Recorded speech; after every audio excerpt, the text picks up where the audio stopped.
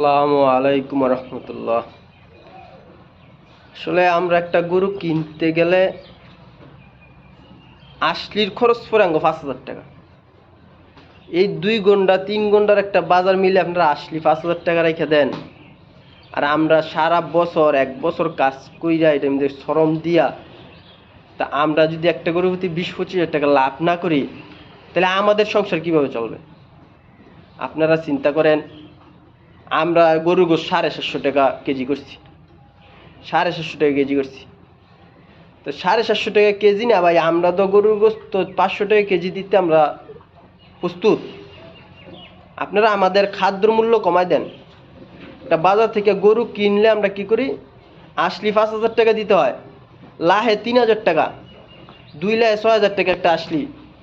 একটা গরু কিনলে আমাদের 6,000 টাকা জরিমানা দিতে হয়। তা আমাদেরকে এই জুলুম কেন করেন? আপনারা এরকম কেন আমাদেরকে জুলুম করেন? সর্বোচ্চ 1,000 টাকা আসলি করেন, তাইলে আমাদের খামারিদের কিছু খরচ যদি কমাইতে পারেন, তাহলে আমরা কি করতে পারবো, আপনাদেরকে কমে দিতে পারবো। আপনারা একটা গরু প্রতি আসলি রাখেন 5,000 6,000 টাকা, তো এটা কি আমাদের সাথে জুলুম করেন না?